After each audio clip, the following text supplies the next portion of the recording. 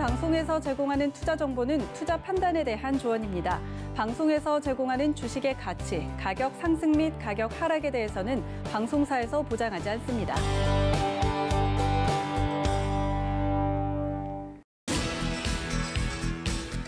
안녕하세요. 베스트트레이딩맨 거래자들 진행의 도지엔입니다. 우리 증시는 오늘 상승 출발을 했지만요. 갈수록 미국과 유럽연합 그리고 중국과 러시아의 갈등에 지정학적 리스크가 부각되면서 막판의 하락으로 마감이 됐습니다.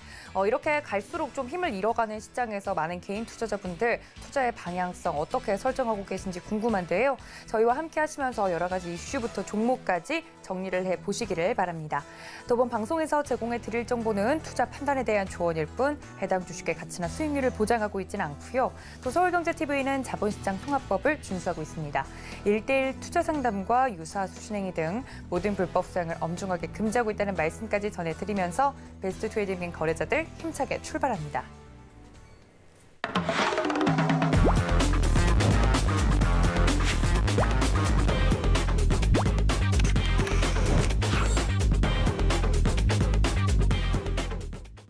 네, 오늘 함께해 주실 분은 주식 젠틀맨이시죠. 이지환 전문가님과 함께합니다. 위원님 어서 오세요. 안녕하세요.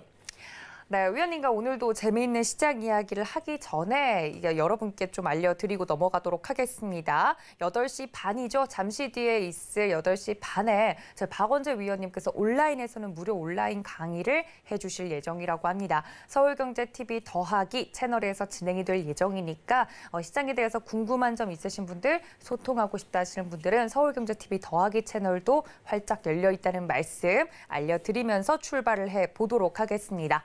자, 이렇게 안내까지 드렸으니까 저희 이지환 전문가님과 함께 시장 이야기 본격적으로 좀 나눠보도록 할 텐데요. 위원님, 오늘 출발은 좋았는데 장 막판으로 갈수록 좀 힘이 빠져서 전강 후약의 모습을 보였습니다. 이제는 국제금리 이야기 하도 많이 해서 이제 지겹다 하시는 분들도 있고 시장도 좀 피로감을 느끼고 있다라고 생각할 즈음 지정학적 리스크가 좀 부각되고 있다 이런 풀이가 있던데 위원님은 오늘 시장 어떻게 보셨을까요?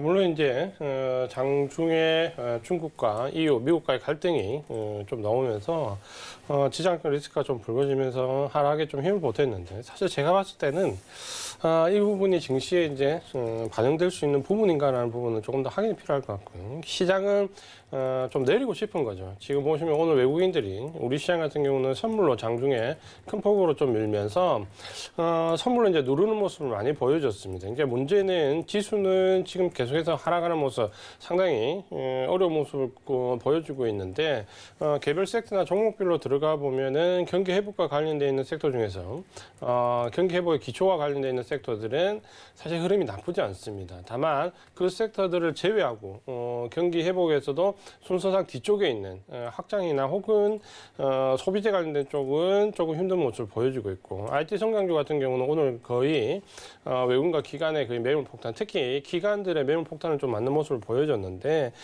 이러면서 시장 내에서 시장은 조금 조정 구간이 이어지는 가운데 종목별 섹터별로 좀 차별화되는 모습을 보여주고 있습니다.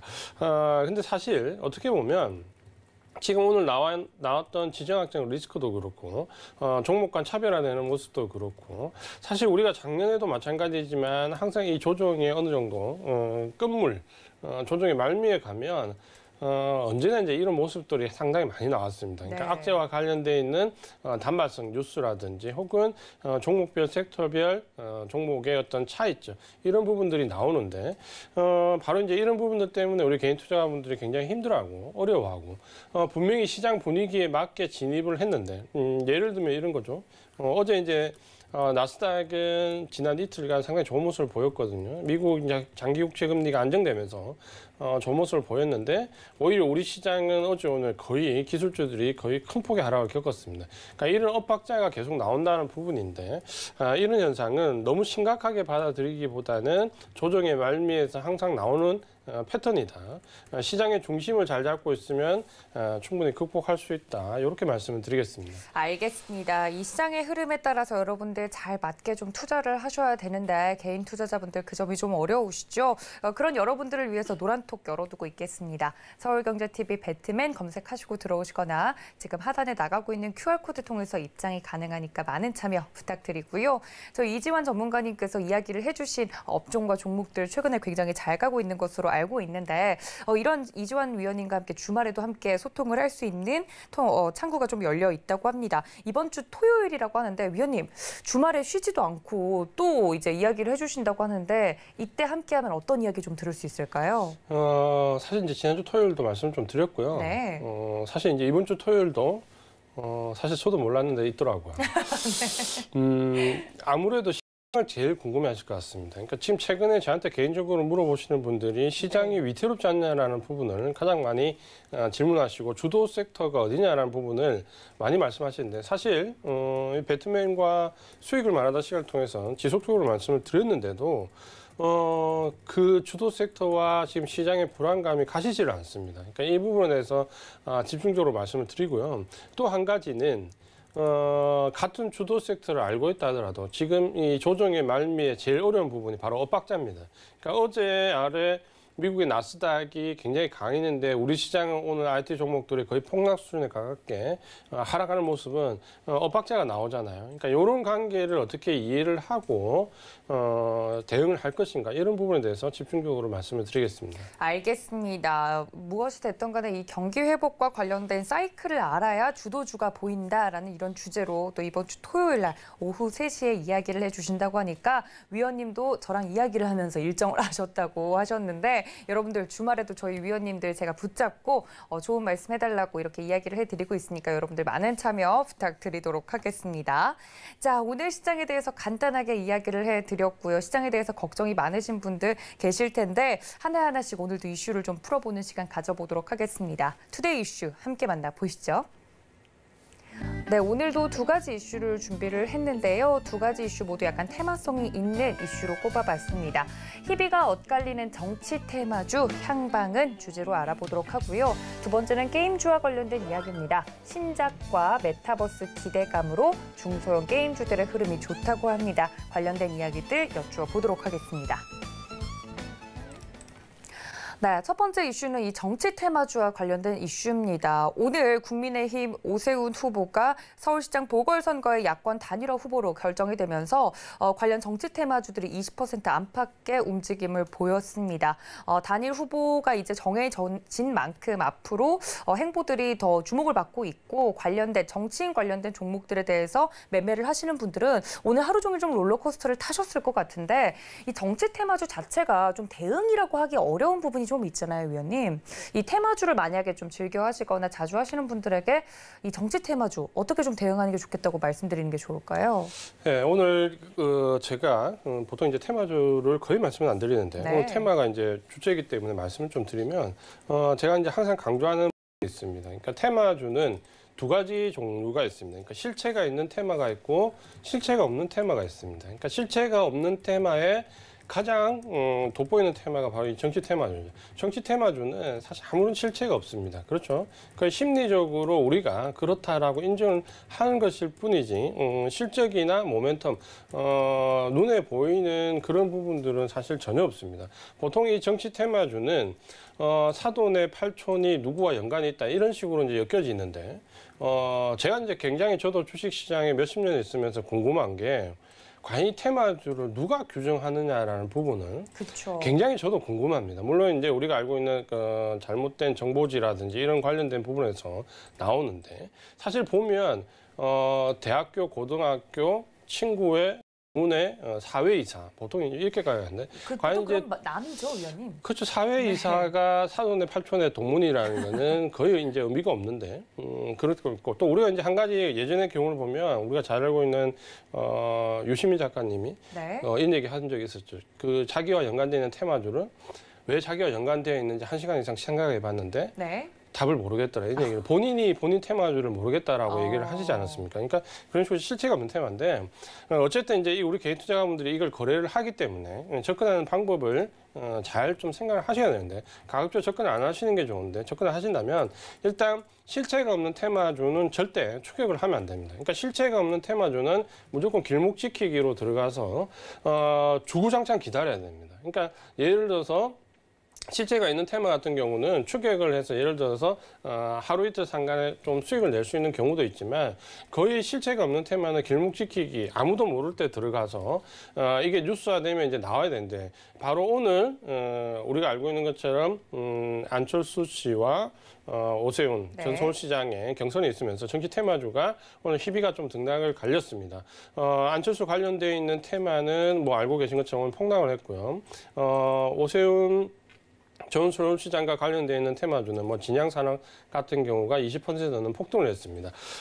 이제 오늘 만약에 이런 뉴스를 보고 따라 들어가셨다라고 하면은 굉장히 이제 크게 실수를 하신 겁니다. 왜냐하면 이 실체가 없는 테마는 제가 좀 전에 말씀드린 것처럼 길목을 지켰다가 오늘 뉴스가 나올 때 팔아야 됩니다. 근데 보통 이제 오늘 뉴스가 나오면 사기 시작하거든요. 그러면 운이 좋으면 내일 정도까지 이어지면 다행인데 최근의 경향을 좀 보면 이런 실체 없는 테마는 보통 이제 거래량이 크게 분출이 되고 나면 그 전에 기대 심리로 올라다가 재료가 노출되면 당일 늦어도 그 다음 날 대부분 다 하락 전환하게 됩니다. 그렇기 때문에 이런 테마는 재료가 오히려 노출됐을 때 절대 추격하지 말고 일단 차익 실현하는 관점으로 봐야 되고 만약에 내일 오늘 매수하신 분들은 내일 시초가에서 갭으로 조금 상승해서 시작을 하면 갭으로 상승하는 시초가에 관련된 뭐 진양산업이라든지 진양기업 관련돼 있는 종목들은 대부분 다 일단 청산을 하시는 게 좋고요. 네. 그다음 이제 역으로 예를 들어서 안철수 관련돼 있는 테마와 뭐 안넥 같은 종목을 가지고 계시다면 네. 사실 이 정치 테마와 관련돼 있는 종목은 버텨도 본전 회복하는데 굉장히 시간이 오래 걸립니다. 결국 테마에 들어가서 사셨다면 그 종목을 만약에 예를 들어서 나는 꼭 버텨서 본전을 찾아야 되면 언제 찾을 수 있냐면 예를 들면 안철수 관련되어 있는 테마주들은 안철수 씨가 다음 대선에 후보로 나올 때쯤 본전을 찾을 수 있습니다. 그러니까 굉장히 극단적으로 다음 테마가 형성될 때까지 기다려야 된다는 시각으로 좀 보신다면은 안타깝지만 이럴 때 빨리빨리 손절을 못 하신 분들은 너무 오랫동안 보유를 하시면 안 되고 정리를 하셔야 됩니다.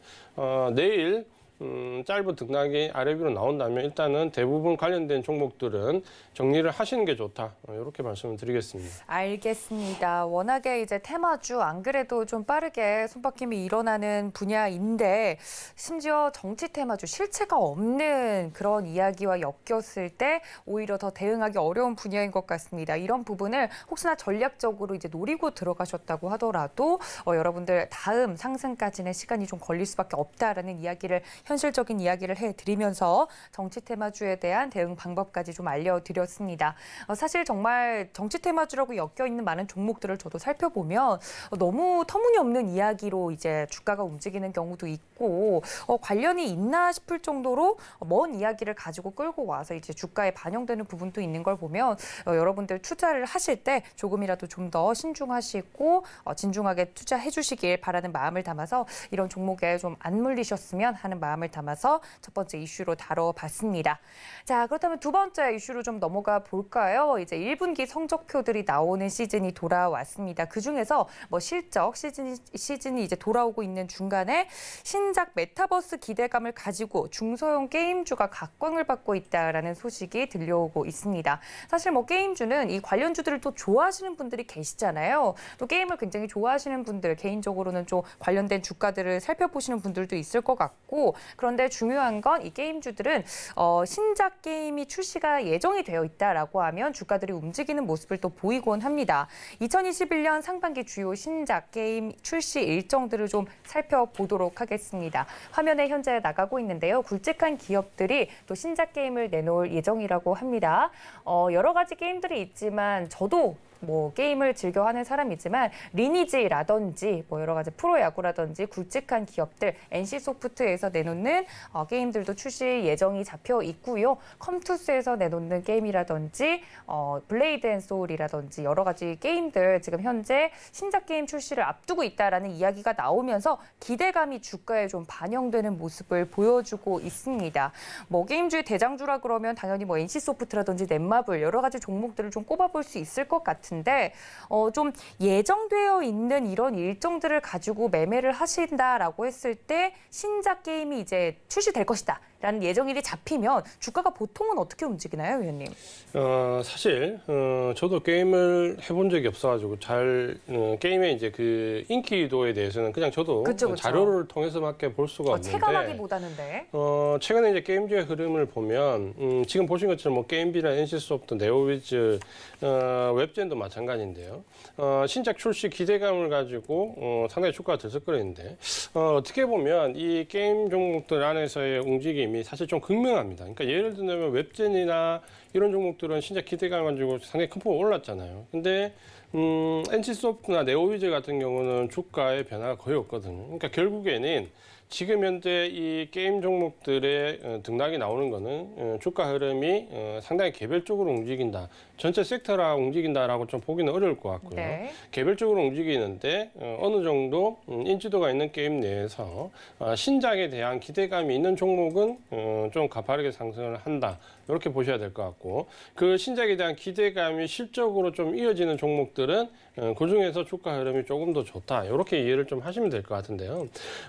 전체적으로 보면은 주가 흐름은 주가 흐름이 좀 양호하게 나오는 게임비라든지 웹젠이라든지 혹은 주가 흐름이 조금 부진하게 나오는 NC소프트나 네오위즈 이런 종목을 보면 결국에는 순수하게 완전 신작으로 나오는 게임들은 일단 기대감이 있습니다. 그러니까 기존에 나왔던 게임들이 예를 들어 다른 국가에 재론치를 되거나 혹은 다른 버전이 나오는 부분은 파급 효과가 최근에 좀 떨어지는 모습을 보이고 있다.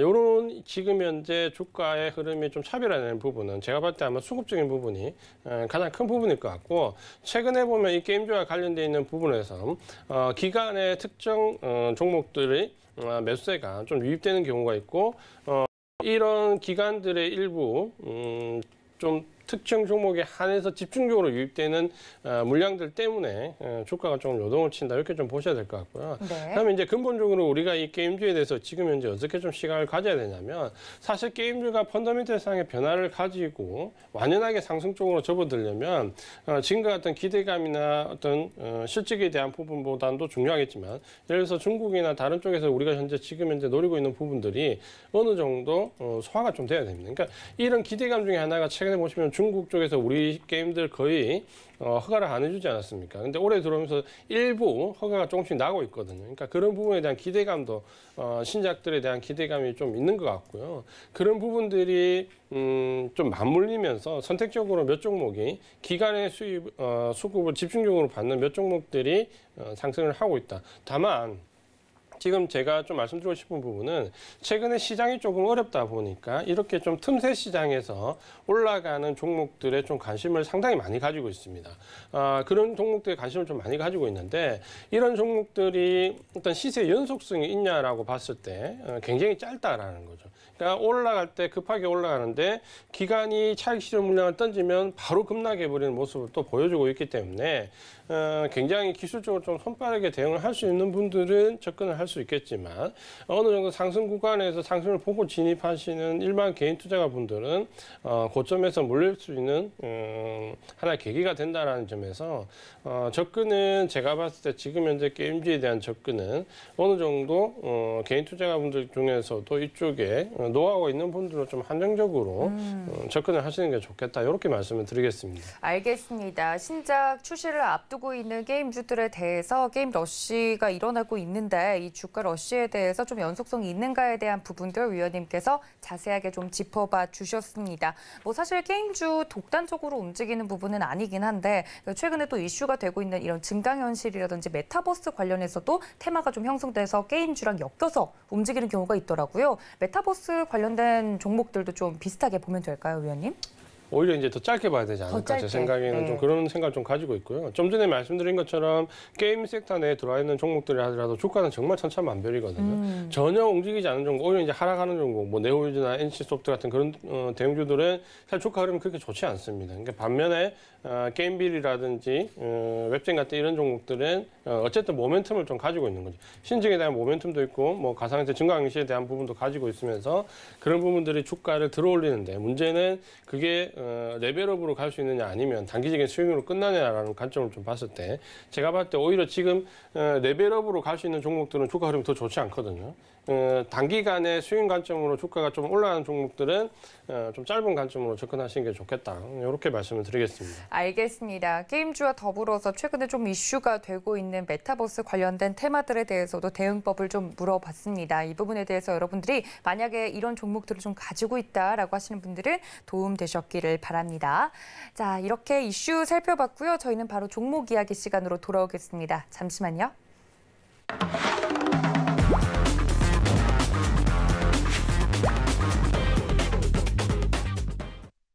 네, 위원님과 함께 좀 더 자세한 종목 이야기 들어가 보도록 하겠습니다. 오늘장 움직이는 업종, 내일장 움직이는 업종 저희가 이렇게 나눠서 이야기를 나눠보고 있는데 위원님 좀 특별한 종목이 하나 더 있어서 제가 개인적으로 좀 여쭈어 보려고 합니다. 뭐 이런 종목들 많이들 검색을 하셔서 알게 되실 것 같은데 새우글로벌 같은 종목이 지금 상장 폐지 절차가 진행이 됐다라는 이야기가 나오면서 주주분들의 이제 걱정의 목소리가 좀 커져가고 있는 것으로 보입니다. 보통 이렇게 우리 주식시장에서 종목이 있다가 상장 폐지 결정이 되기까지는 어느 정도 절차라는 게 있잖아요, 위원님.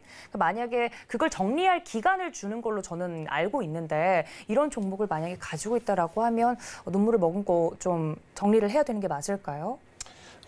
제가 이제 이 부분을 우리가 1월 달에 제가 한번 이 시간에 좀 많이 집중적으로 말씀드린 것 같거든요. 네. 왜냐하면 보통 우리가 12월 결산법인들이 3월 달 주총을 열게 되는데 네. 3월 달 주총을 열기 전에 대부분 감사 보고서를 제출해야 됩니다. 그러니까 3월 달 대부분 주총을 열게 되고 감사 보고서를 보통 2월 말이나 3월 초까지 제출해야 되는데 그때 감사 보고서가 제출하지 않는 기업이 상당히 나옵니다. 감사 보고서 결국 제출하지 않는 기업들은 감사 의견 거절이 나오게 되는데 이 감사 의견 거절은 대부분 상장 폐지가 상장 폐지 요건이 됩니다. 그래서 이 감사 의견 거절을 해소하지 못하면은 상장 폐지 절차에 들어갈 수도 있기 때문에 특히 지금 현재 요 시즌 2월 말부터 3월 초중반으로 넘어가는 요때 내용을 잘 보셔야 되고 코스피 대형주들은 상관이 없겠지만 코스닥의 중소형 종목들이나 예를 들어서 3년, 4년 연속 적자를 이어왔던 종목들은 제가 반드시 2월 달에 정리를 하시라는 말씀을 굉장히 강조를 드립니다. 그거는 제가 작년에도 이 시간에 말씀드렸고 올해도 이 시간을 통해서 말씀을 드렸는데 2월 달에 왜냐하면 우리가 주식 투자를 하면서 가장 최악의 상황이 내가 가진 종목이 없어지는 경우거든요. 그러니까 이런 경우는 1년에 딱 요 시즌 3월 달 요 시즌 때 가장 조심을 하셔야 되기 때문에 특히 코스닥 중소형 종목을 하시는 분들은 반드시 특히 적자가 최소 3년, 4년 이어지는 종목들은 감사 의견이 어떻게 나오는지, 감사 보고서가 제출되는지 반드시 확인을 하셔야 되고 감사 보고서가 제출되지 않을 때 그전에 어느 정도 조금씩 문제가 나옵니다. 그러니까 그때는 내가 10% 손실, 30% 손실, 40% 손실을 하더라도 무조건 정리를 다 하셔야 됩니다. 왜냐하면 그래야 남아있는 원금이라도 찾을 수 있기 때문에 이런 부분은 우리가 주식을 하면서 2월 말 3월 달에는 반드시 주의를 하자. 네. 이렇게 말씀을 드리겠습니다. 네, 종목 이야기에 앞서서 이주환 전문가님께서 저희 프로그램 나오셔서 이야기를 또 해주셨던 부분이죠. 이 3월이 어려운 이유가 날씨가 풀리는 것과 별개로 3월이 시작이 되면 이제 아무래도 상장 기업의 결산일이 다가오는데 이 결산 후에 상장 폐지가 좀 몰리는 기업들이 많이 있곤 합니다. 오늘 이제 말씀을 드렸던 새우글로벌 같은 경우도 그 케이스에 좀 해당이 되는 종목으로 지금 기사가 나오고 있는데요. 어떻게 하면 이러한 종목들 좀 대응을 할 수 있을지 저희 위원님께서 이야기를 또 자세하게 해주신 부분이 있으니까 여러분들 이러한 종목들 좀 잘 대응해 보시면서 다른 종목으로 더 수익을 낼 수 있는 부분도 있고 하니까 이러한 부분들 개인 투자자분들 좀 투자를 하시면서 챙겨가 주시면 더욱더 좋을 것 같습니다. 자, 그렇다면 본격적으로 오늘장 움직인 업종 이야기를 나눠보도록 하겠습니다. 사실 이주환 전문가님께서 이야기를 해주셨던 뭐 해운주라든지 뭐 철강, 기계 뭐 이런 부분들 다 잘 간 종목들이 있어서 오늘장 움직인 업종 중에 뭘 꼽아오실지 궁금했는데 위원님 어디 볼까요? 오늘은 오랜만에 이제 건설 업종을 가지고 나왔습니다. 네. 최근에 이제 주가가 굉장히 양극화 현상을 좀 보이고 있죠. 그러니까 2월 달 우리 시장이 지나면서 3월달 선물옵션 동시만기 이후로 넘어오면서 시장이 조금 안정되는가 싶었는데 미국의 장기국채 금리에 가파른 상승 영향을 직간접적으로 받고 있는데 문제는 시장 전체를 봤을 때와 섹터별 등락을 봤을 때 좀 차별화되는 움직임이 나오고 있습니다. 그러니까 시장이 내려도 올라가는 종목이 있고요. 시장이 올라도 내려가는 종목이 있습니다. 이제 이게 점점 더 심해질 수 있는데 이 부분은 제가 유동성 장세가 작년 한 해 말씀드리면서 뭘 사도 다 올라간다라고 말씀을 드렸고 올해는 종목 선택이 상당히 중요해지는데 유동성의 선택과 집중으로 간다라고 말씀을 좀 드렸습니다. 그 베이스가 제일 중요한 게 섹터를 나누지 말고 일단 실적이 제일 중요하다라고 말씀을 드렸고 보통 이제 이런 부분은 유동성 장세에서 실적 장세로 넘어간다라고 하는데 지금은 유동성이 워낙 강하기 때문에 순수하게 실적 장세로 넘어간다기보다는 유동성 장세와 실적 장세가 어느 정도 이 믹스가 된다 이렇게 좀 보시는 게 맞을 것 같고요. 그런 점에서 오늘 말씀드릴 종목은 사실 시장의 어려움에도 불구하고 계속해서 상승하는 섹터가 있습니다. 그 중에 하나가 경기 회복과 관련 있는 섹터들이 그렇는데 건설 섹터가 거기에 일단 해당이 됩니다.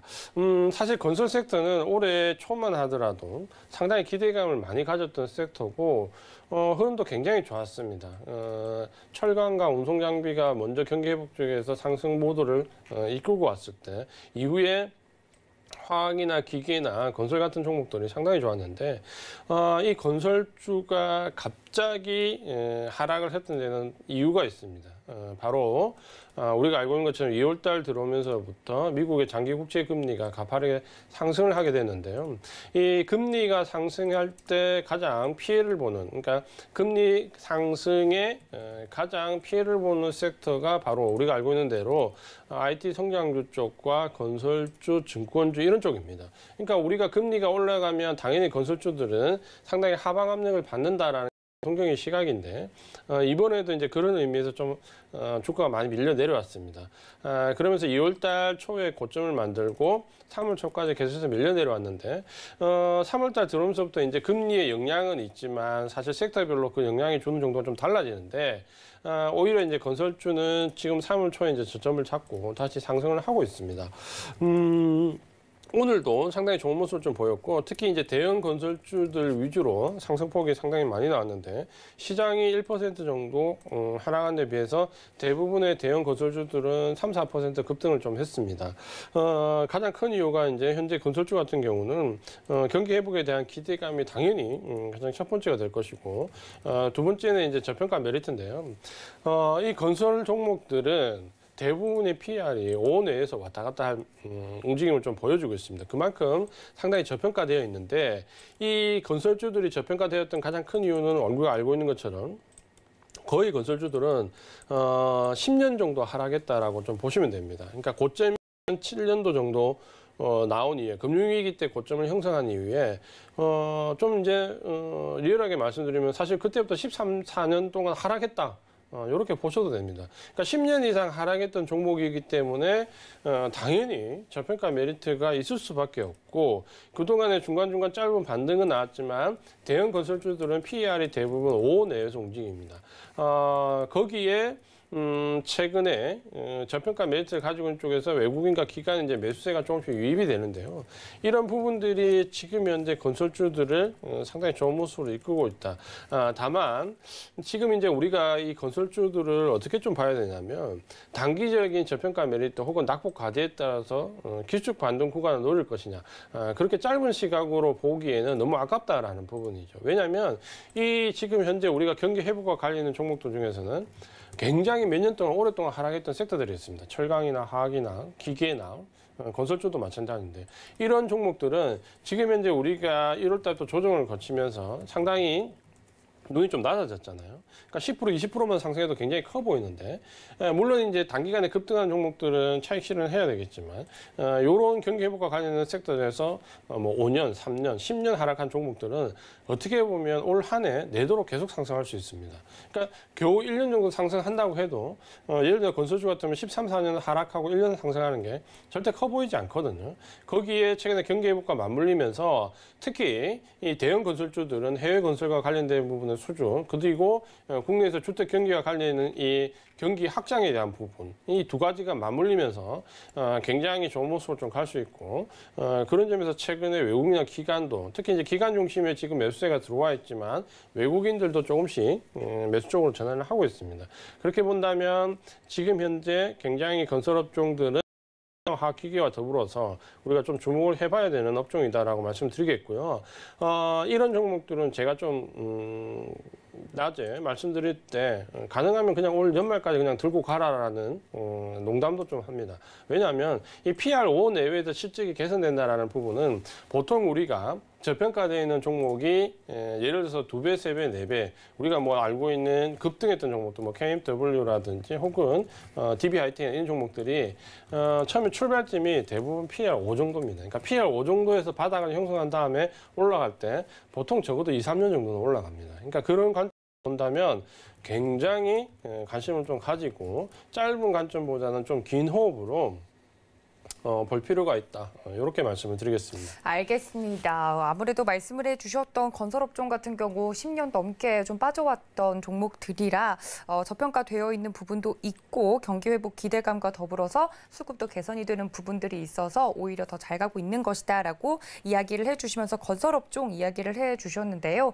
사실 뭐 말씀을 해주셨던 많은 업종들 중에 또 최근에 해운주가 정말 조정 없이 바로 올려 세우는 모습을 보여주면서 이 프로그램 통해서 이야기를 해주셨던 HMM이라든지 여러 가지 해운주들 굉장히 잘 가고 있는 모습 보여주고 있잖아요, 위원님.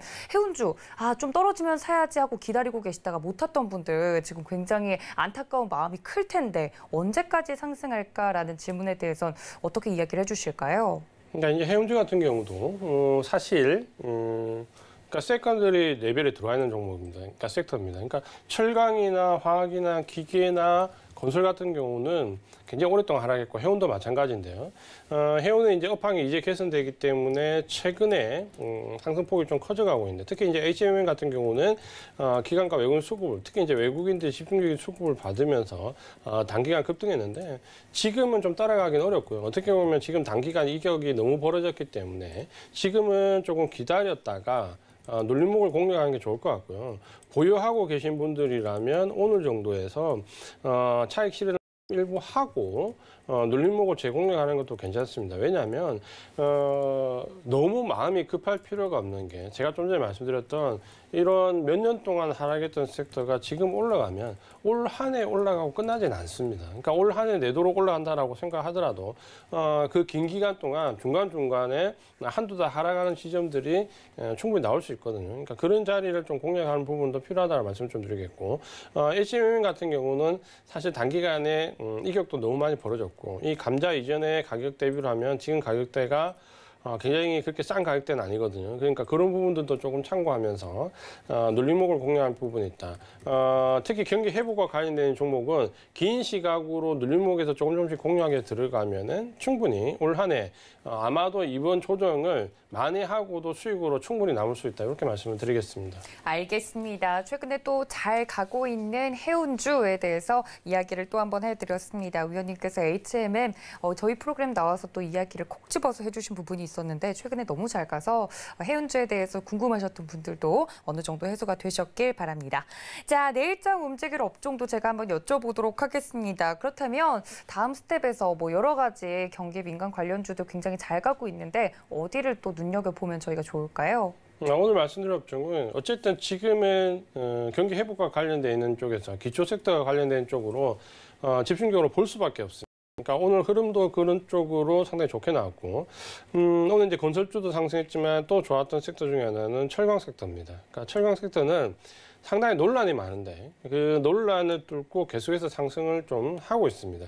그러니까 결국 단기적인 논란이 나올 때 주가가 좀 출렁거렸다가 그게 바로바로 해소되는 모습을 좀 보여주고 있는데 우리가 철강과 관련된 이슈들을 잘 보면 악재는 대부분 그러니까 악재는 단기적이고 호재는 대부분 장기 호재입니다. 그러니까 이런 차이가 있기 때문에 악재가 나와서 좀 늘릴 때 오히려 매수할 수 있는 기회가 된다 이렇게 좀 말씀드리겠고요. 철강도 역시 이제 경기 회복에 대한 기대감이 상당히 있는 종목입니다. 그러니까 가장 기초적인 섹터와 관련되어 있고 작년에 이제 7강 제품 가격이 인상이 되면서 가격적인 탄력도 좀 생겼고 그 부분이 실적으로 좀 반영되어 있습니다.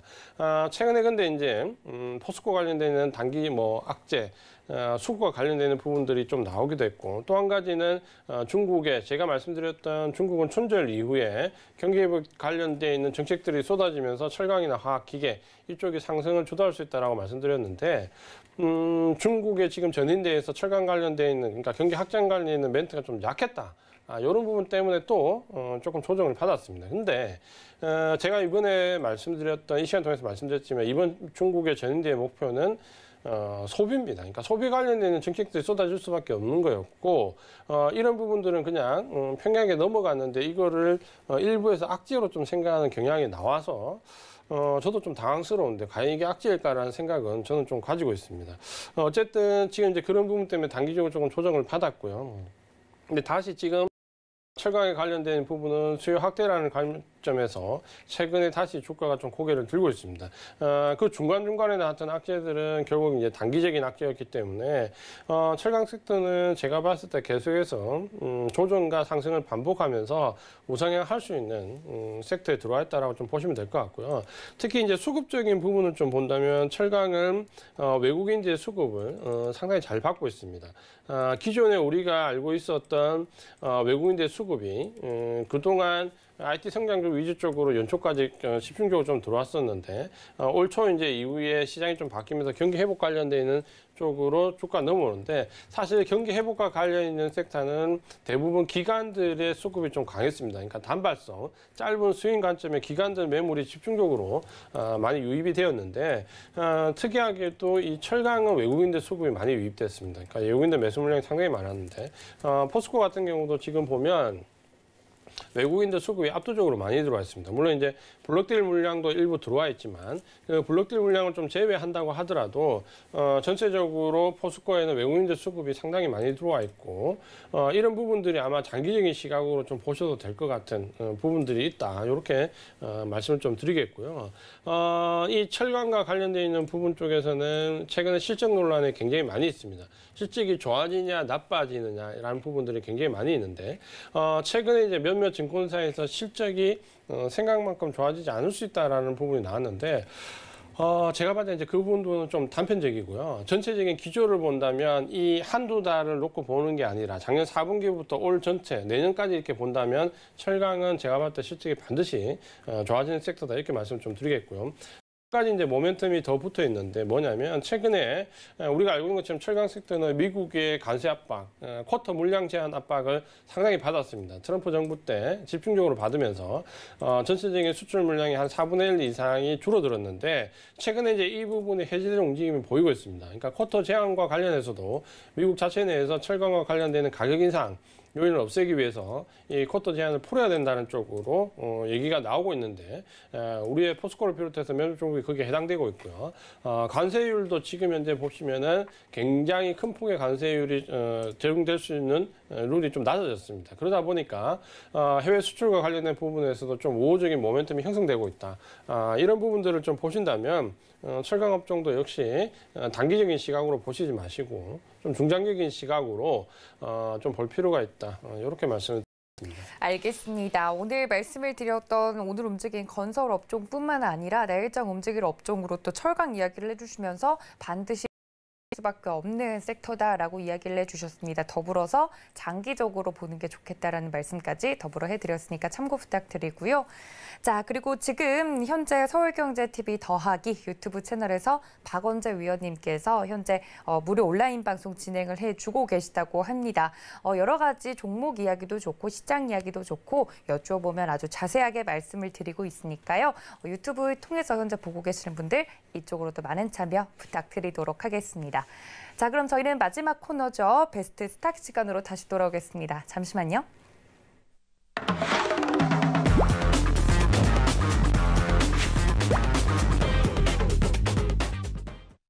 네, 최근 들어 많은 분들이 이 실적에 대한 이야기를 해주고 계십니다. 정말 숫자로 기업의 이익이 찍히는 기업들을 집중해야 된다라는 이야기들을 많이 해주고 계신데 베스트 스탁 시간에서 저희 이지원 전문가님께서 해주신 여러 가지 종목들이 있죠. 뭐 대한유화, HMM, 건설 관련해서도 여러 가지 종목들을 좀 이야기를 해주셨고 굵직한 종목 위주로 말씀을 해주셨는데 다 잘 갔습니다. 그래서 오늘 또 들어볼 종목이 궁금한데 위원님 어디를 좀 볼까요?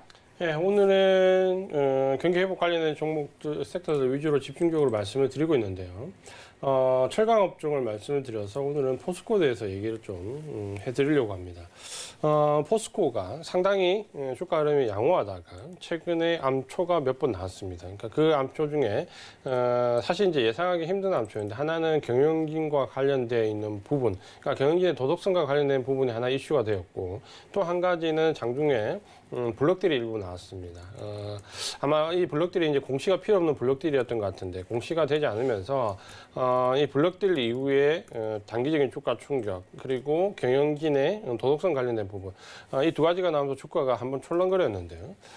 사실 이 두 가지 이슈는 펀더멘탈을 흔드는 이슈가 아닙니다. 그러니까 경영진의 도덕성 혹은 이 블록딜이 나왔다고 해서 포스코의 실적이 나빠지지 않습니다. 그러니까 결국에는 단기적인 이슈다라고 좀 보셔야 될 것 같고 이 단기적인 이슈 때문에 주가가 좀 충격을 받으면 보유하고 계신 분들은 그대로 보유를 하시면 되고 없으신 분들은 오히려 이럴 때 보유를 좀 할 수 있는 하나의 계기가 됩니다. 이전에 제가 연초에 원래 작년 말에 현대제철을 좀 강하게 말씀을 드렸고 주가 흐름이 굉장히 좋았는데 이후에 현대제철이 수소 테마와 전기차 테마에 엮이면서 같이 운송 장비 쪽으로 포커스가 옮겨가면서 이 철강 산업 자체에 대한 상승 탄력이 좀 줄어들었습니다. 그러면서 올해는 다시 포스코에 좀 주목을 해보자라는 말씀을 좀 드렸는데 포스코는 지금 현재 두 가지의 큰 이슈가 있습니다. 하나는 일단 실적입니다. 지금 제가 계속해서 강조를 드리지만 올해는 실적이 좋지 않으면 아무리 좋은 섹터에 있다 하더라도 소용이 없다. 그러니까 같은 섹터 내에서도 실적이 어떻느냐에 따라서 주가 흐름은 완전히 달라진다라고 말씀을 드렸는데 실제로 지금 현재 그런 부분들이 2월 달을 넘어가면서부터 아주 뚜렷하게 보입니다. 포스코 같은 경우는 올해 실적이 대부분 증권사의 컨센서스가 연초 대비로 다 상향 조정됐습니다. 최근에 이제 발표된 증권사 보면 실적 추정치를 35% 정도 상향을 했습니다. 그러니까 그만큼 포스코 올해 실적이 어느 정도 기대감을 가지고 있다라고 보시면 될 것 같고요. 또 한 가지는 두 번째 이슈는 제가 좀 전에 말씀드렸던 비관세 관련되어 있는 장벽들, 특히 이제 미국 쪽에서 지금 현재 트럼프 정부가 들어오면서 했던 쿼터 제한 관련된 부분, 그리고 관세 관련된 부분에서 아마도 해제될 가능성이 점점 높아지고 있습니다. 특히 이 쿼터 제한이 포스코 같은 경우는 상당히 문제가 됐는데 이전에 수출 물량에서 이 쿼터 제한이 들어오면서 점점 수출 대미 수출 물량이 어느 정도 줄어들면서 지금은 30-40% 정도 이상 물량이 줄었습니다. 근데 최근에 나와 있는 뉴스를 좀 보면 이 쿼터 제한과 관련해서 미국에서 오히려 이 철강 수입을 쿼터 제를 하면서 철강 가격의 급등으로 인해서 오히려 더 생산에 차질을 빚고 있다. 이 말을 하고 있는데 최근에 나오는 보도 자료 내용을 보면 철강을 발주를 내고 받는데 기간이 몇 주 이상 걸린다라는 통계가 나와 있습니다. 그러니까 이런 부분들 때문에 쿼터제를 빨리 풀 것 같은 느낌이 좀 드는데 가장 큰 이유는 트럼프 정부 때 나왔던 규제책이기 때문에 아마 바이든 정부에서 불합리한 부분을 풀 가능성이 높기 때문에 만약에 그렇게 된다면 포스코는 주가의 또 다른 상승 모멘텀을 좀 받을 수 있다. 이렇게 좀 보시면 될 것 같고요. 또 한 가지는 제가 좀 전에 말씀을 좀 드렸지만 철강업종 중에서 지금 현재 보시면 포스코 같은 경우는 블록딜 물량이 일부 들어와 있지만 최근 3개월 동안 보시면은 굉장히 대형주에도 불구하고 250만 주 정도 외국인들이 순매수를 했습니다. 이 말이 무슨 말이냐면 최근에 지금 3월, 2월, 1월 요 3개월 정도 구간 동안 외국인들이 250만 주 정도 매수를 했다라는 부분은 이 물량들이 지금 현재 고점권에서 대부분 들어와 있는데 단순하게 단기 스윙 차익을 노리고 들어왔던 물량은 아니다라는 거죠. 결국 여기서 지금 현재 30만 원짜리 종목이 250만 주 이상 매수가 들어왔다라는 부분은 레벨업을 기대한다라는 부분을 우리가 좀 읽을 수 있습니다. 다만 이 정도 물량이면 레벨업을 기대할 수 있는데 또 한 가지는 그만큼 구간이 크다라면 중간에 조정받는 구간도 당연히 좀 크게 나옵니다. 그러니까 포스코에 대한 접근을 우리가 어떻게 해야 되는가라는 생각을 좀 해본다면 단기적인 방법으로 10%, 2% 수익을 내기 위해서 접근하는 전략은 별로 좋지가 않습니다. 왜냐하면 이 레벨업으로 들어가는 종목들은 조정 구간에서 10%, 20% 조정이 나옵니다. 그러니까 상승은 50%, 60% 정도 나올 수도 있지만 조정도 그만큼 크기 때문에 어느 정도 레벨업 구간을 좀 보고 들어가는 전략이 필요하다고 말씀을 좀 드리겠고요. 또 한 가지는 계속해서 말씀을 좀 드리지만 이 철강, 기계, 화학, 뭐 해운도 마찬가지지만 몇 년 동안 굉장히 오랫동안 하락했던 종목들은 너무 단편적인 시각으로 보시면 안 됩니다. 포스코를 차트 좀 기술적인 부분을 조금 보시면은 이전에 고점을 형성했던 시기 이후에 계속해서 우하향을 했고 거래량이 줄어들면서 최근에 이제 거래량이 늘어나면서 손바뀜이 굉장히 활발하게 나오는데 오히려 코로나19와 관련되어 있는 급락이 이 종목은 저점을 형성했다 이렇게 좀 말씀을 드릴 수 있습니다. 최근에 보시면은 이제 고점권에서 2007년도에 이루어졌던 고점을 추세선, 그러니까 상단의 고점 추세선을 지금 이제 막 돌파하는 시점이거든요. 그러니까 여기를 돌파를 하게 되고 밑에 아래쪽에 보시면 거래량이 충분히 들어와 있기 때문에 여기 만약에 돌파를 하게 되면 작년부터 이어졌던 1차 상승 추세에 이어서 새로운 이 파동이 나올 수 있는 가능성이 상당히 있다 이렇게 좀 보시면 될 것 같습니다. 그렇다면 포스코 같은 경우는 지금 펀더멘털 상에 실적이 올해 35% 이상 상향 조정이 됐고 펀더멘털에 문제가 없다 그렇죠. 그리고 수급적으로 보시면은 외국인들이 지금 현재 1, 2, 3월 250만 주 이상 어떻게 보면 이런 30만 원 이상의 대형주를 굉장히 큰 폭의 매수를 지금 해 들어가고 있습니다. 그리고 기술적으로 본다면 지금 보신 것처럼 몇 년, 그러니까 거의 한 10몇 년간 이루어졌던 상단 추세선은 이제 거래량을 동반을 해서 돌파를 시키는 모습이기 때문에 기술적으로도 상당히 좋은 모습을 좀 보여주고 있죠. 그럼 만약에 이제 지금 현재 펀더멘탈, 수급, 기술적인 부분, 삼박자가 잘 맞아 떨어진다면 굳이 이 종목을 단기 등락에 따라서 매도할 필요가 없다. 좀 긴 시각으로 보시고 호흡을 좀 길게 보신다면은 충분히 좀 긴 관점으로 볼 수 있다. 짧게 보더라도 올해 정도까지는 계속해서 보유해서 나가는 전략이 좀 필요하고 이런 종목도 좀 길게 보신다면 한 1, 2년 이상 보유를 하시면서 수익을 좀 극대화하는 방향도 괜찮다. 우리가 지금 현재 좀 생각해야 될 부분이 뭐냐면 이 철강도 마찬가지지만 건설도 마찬가지. 기계 종목도 마찬가지고 화학도 마찬가지입니다. 단기적으로 보면 굉장히 급등인 것처럼 보이고 우리가 일봉상으로 보면 굉장히 급등인 것처럼 보이고 월봉으로 넣고 장기적으로 본다면 이제 시작인 섹터들이 많이 있습니다. 여기도 마찬가지인데 문제는 지금 현재 우리가 1월 달부터 지금 1월 중순부터 지금까지 2달 넘는 기간 동안 조정을 좀 받았기 때문에 굉장히 개인 투자가분들 마인드가 지금 현재 어렵다는 거죠. 그러니까 이런 어려운 시기는 10%, 20%만 상승해도 굉장히 커 보이거든요. 그러다 보면 50%, 100% 수익을 낼 수 있는 종목을 10%, 20%의 대부분 청산을 하게 된다는 거예요. 그러니까 이런 관점을 좀 보신다면 내가 정말 몇 년간 하락했던 좋은 종목, 수급, 펀더멘탈, 기술적 분석, 삼박자가 잘 맞아 떨어진다면 조금 길게 가져가 보는 전략으로 한번 전략을 바꿔보시는 것도 괜찮다 이렇게 말씀을 드리겠고요. 최근에 포스코와 현대제철 비교를 많이 하시는데 제가 봤을 때 지금 현재는 철강 섹터를 놓고 본다면 포스코가 중장기적인 관점에서 좀 앞서 있고 다만 현대제철 같은 경우는 알고 계신 것처럼 수소 관련 있는 테마와 전기차 관련돼 있는 프레임 관련된 이슈 이 두 가지가 있기 때문에 단기적으로 상승이 급등이 조금 중간중간 올 수 있습니다. 그러니까 단기적인 관점에서 조금 빠른 등락을 원하시는 분들은 현대제철을 좀 보실 수 있고요. 좀 중장기적인 관점에서 레벨업, 수익을 좀 크게 노리겠다라고 생각하시는 분들은 포스코 쪽으로 관점을 잡으시면 좋을 것 같다. 이렇게 말씀을 드리겠습니다. 알겠습니다. 오늘 베스트 스탁에서 소개를 해드린 종목 포스코에 대해서 자세하게 설명을 드렸으니까 이 점까지 참고해 주시면 좋을 것 같습니다. 네, 여러분들 노란톡 활짝 열어두고 기다리고 있습니다. 서울경제TV 배트맨 검색하시고 들어오시거나 QR코드 통해서 입장 가능하니까 지금 바로 이용해 보시길 바랍니다.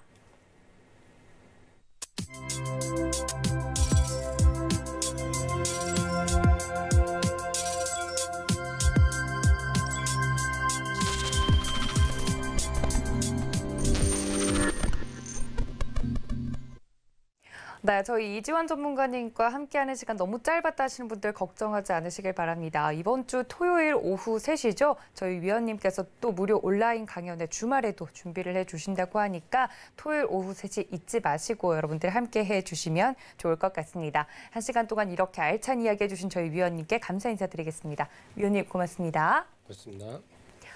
네, 그리고 현재 서울경제TV 더하기 유튜브 에서는 박원자 위원님께서 무료 온라인 방송 현재 진행을 해주고 계십니다. 이야기가 궁금하신 분들은 유튜브 채널 통해서 이용해 보실 수 있으니까 많은 참여 부탁드리고요. 또 본 방송에서 제공해 드린 정보는 투자 판단에 대한 해당 주식의 가치나 수익률을 보장하고 있지는 않고요. 또 서울경제TV는 자본시장 통합법을 준수하고 있습니다. 1:1 투자 상담과 유사 수신행위 등 모든 불법 사항을 엄중하게 금지하고 있다는 말씀까지 전해드리면서 저는 잠시 쉬었다가 심야상담소로 다시 돌아오겠습니다. 시청해주신 여러분 고맙습니다.